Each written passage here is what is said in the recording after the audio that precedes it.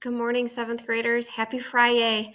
Can you believe it? It's Friday already. And the best part is this weekend is going to be awesome for weather. So you're talking like 60s, maybe low 70s, I'm hearing. How awesome is that? So definitely this is probably the last time that you're going to be able to enjoy the sun and get outside and do some things this weekend.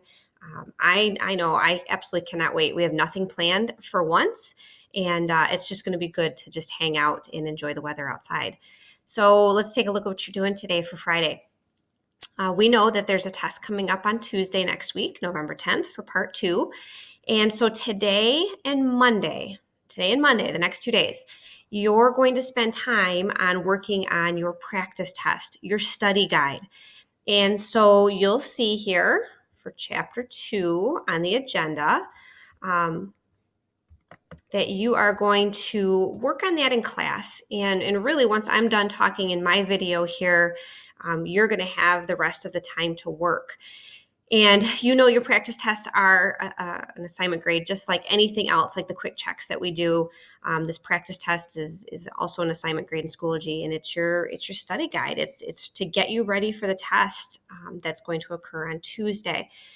Now, if your crew leader is okay and you are okay working with one other person in class, I'm all for it. So that way you can kind of talk together on the problems. But again, that has to be up to your crew leader. I'm going to let them make that decision. And if not, then that's fine too. You can work on your own. You just have to remember what you have available to you to work to help you out through these problems.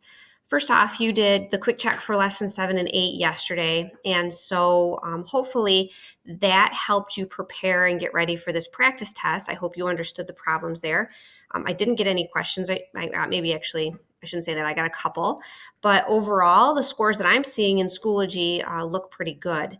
So if you need to, you can always go back to that quick check from yesterday and look at how you worked those problems out. You can go back to the book, right? Because you should be taking notes anytime we've done those lessons in class. You should be able to go back and look at those examples as well. And then if you get to work with a partner, you can help each other set them up and work through it together. So just like anything else with your quick checks, you can retake this unlimited times. I know that this is actually, there's 20 questions on it. It's going to take you a little bit longer. That's why I'm saying you have today and Monday. So if you don't finish it today, you have Monday in class to finish it, as well as some other review items you can work on to prepare for the test on Tuesday. So take your time today. Don't rush through it. There's no need to, because it's not due today. But take your time, understand the questions that are asked, and work through it the best you can today. So I'm going to bring that up actually. Let me talk about a few things on the practice test. So I was very specific and said, make sure you show work on every problem on a separate sheet of paper. Every problem should have a proportion set up except the interest problems. So you shouldn't be picking up your calculator and just punching numbers in the calculator and guessing. That's where your mistakes are going to occur. You need to make sure you set the problems up like we've done in class, and work through them so they make sense. Now, here's what I did on the practice test. You're going to notice as you go through these, I did put them in order according to lesson, meaning I put all the problems from lesson 6 first, then lesson 7, and then lesson 8. I bolded words here for you to help you figure out what you were finding. And I also gave you an additional hint to tell you how many steps you need to take in this problem. So for example, number 1, it says Julie bought an iPod for $399 and sales tax will be 8%. What is the tax amount? You're finding the tax.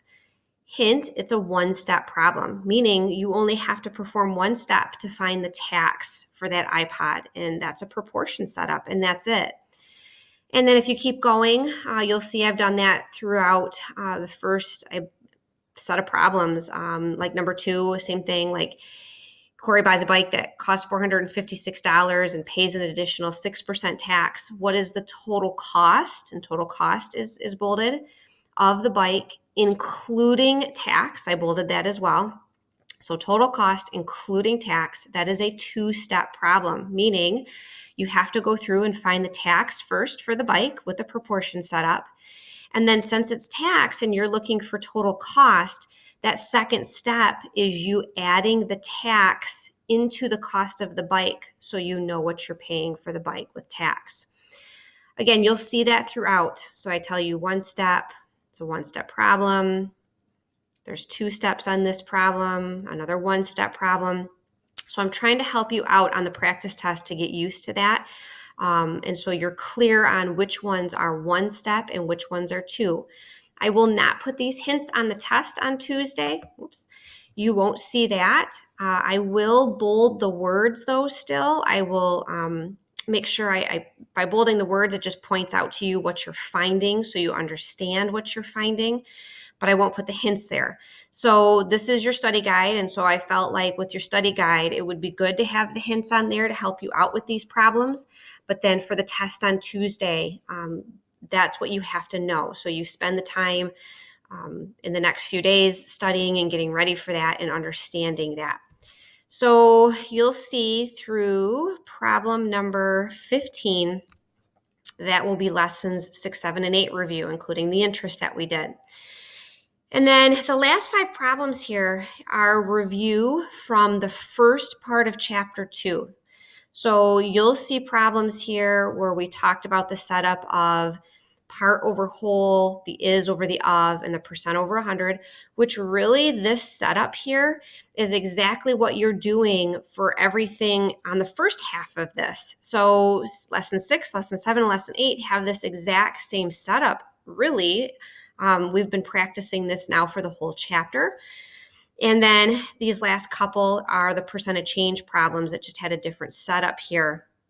You're still talking about a percent over 100 and the difference over the original. So 20 problems, that's exactly what you're going to see on the test on Tuesday.